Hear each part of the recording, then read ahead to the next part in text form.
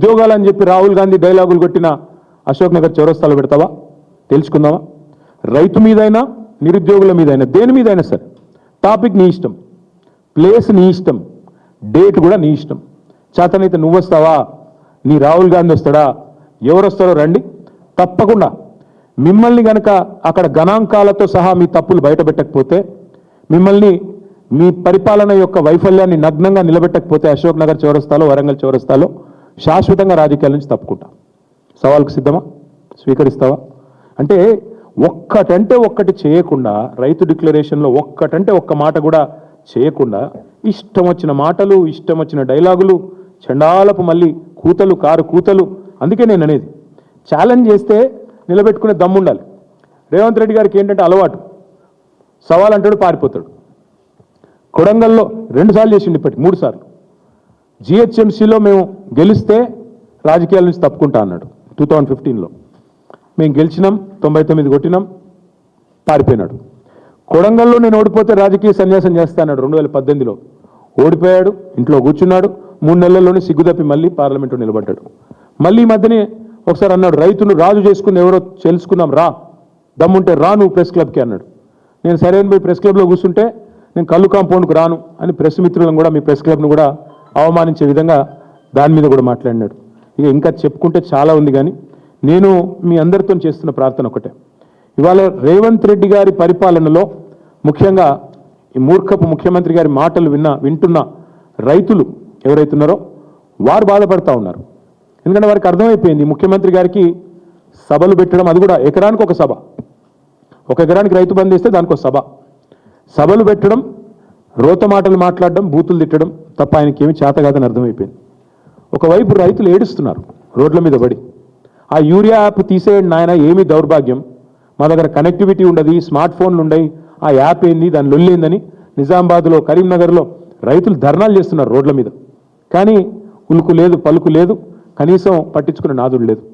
ఆదిలాబాద్లో ధాన్యపు కుప్పల మీదనే మన పాండురంగాన్ని రైతు ఆత్మహత్య చేసుకుంటే బోత్ నియోజకవర్గంలో మేము పోయినాం, అందరం మా ఎమ్మెల్యేలు మేము అందరం పోయినాం.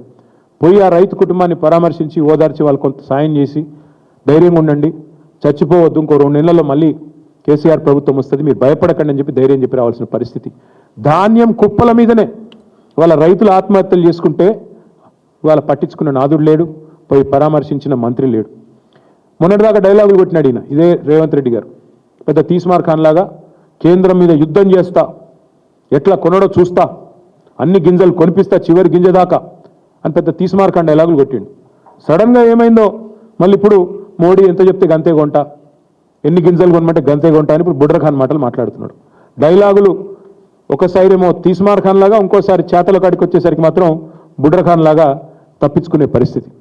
వాళ్ళ రైతులు అడుగుతున్నారు, వరి కొనవు, మొక్కజొన్నలు కొనవు, పత్తి కొనవు, ఏది కొనవు, జొన్నలు కొనవు, మరి ఎందుకు నువ్వు ఉన్నది, నీ ప్రభుత్వం ఉన్నది ఎందుకు? గతంలో మీరే కదా అన్నది రేవంత్ రెడ్డి గారు, నువ్వేమన్నా మధ్యలో బ్రోకర్వా, మోడీ కొనకపోతే నువ్వు కొనకపోయేందుకు 10,000 కోట్లు ఇస్తే నేను మొత్తం కొంటా, బోనస్తో సహా ఇస్తాను నువ్వే చెప్తీవి కదా. ఇప్పుడు చేతనైతే లేదా, నడుపు వస్తలేదా? అసలు ఇంటెలిజెన్స్ ఉందా నీకు? నీ నీ నీ ప్రభుత్వానికి ఏం జరుగుతుందో కనీసం క్షేత్రంలో అవగాహన ఉందా నీకు? రైతుల్లో ఎంత ఆందోళన ఉందో, ఎంత అలజడి ఉందో తెలుసా? ఎంత తీవ్రమైన ఇరిటేషన్ ఉంది రైతుల్లో. ఎక్కడికక్కడ యూరియా విషయంలో మీరు చేస్తున్న దుర్మార్గాలు, యూరియా ఇవ్వడం చేతగాక. ఒకనాడు కేసీఆర్ గారి పరిపాలనలో ఆటో డ్రైవర్కి ఫోన్ చేస్తే పొలం కాడికి యూరియా వచ్చేది. కానీ ఇవాళ మీ అద్భుతమైన పరిపాలనలో యూరియా కోసం బారులు కట్టాల్సిన పరిస్థితి, లైన్లో చెప్పులు పెట్టే దుస్థితి. 10 ఏళ్ళు చక్కగున్నది, ఒక్కసారి ఏమైంది అంటే సమాధానం చెప్పే నాతుడు లేడు. మరి మేము అడిగేది అందుకే, మీకు యూరియా సంచులు తెలియదు కానీ ఢిల్లీకి డబ్బు సంచుల విషయం అందరికి మీరు మోస్తారు బాగా అని తెలుసు.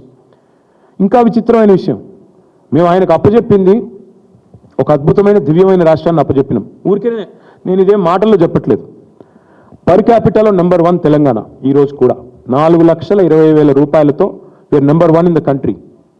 ఇది వాస్తవం కాదా? మరి దాన్ని పెట్టుకుని దివాలా తీసిన రాష్ట్రం ఎట్లా అంటావు నువ్వు? SOTRలో స్టేట్ ఓన్ ట్యాక్స్ రెవెన్యూస్లో నెంబర్ 1 తెలంగాణ, GSDP పెరుగుదలలో నెంబర్ 1 తెలంగాణ. అట్లాగే దర్జాగా ఉన్న రాష్ట్రాలలో, పెరుగుతున్న రాష్ట్రాలలో నెంబర్ 1 తెలంగాణ. నీకు చేతనైతే లేదు. నెంబర్ 1 స్టేట్ ఏమైంది? చివరికి పోయి ఓటుకు నోటు కేసులో నెంబర్ 1 A1కు దొరికిపోయింది. అందుకే ఇవాళ ఏం జరుగుతున్నది, వరుసగా మీ పరిపాలన రాగానే 2 ఏళ్ళు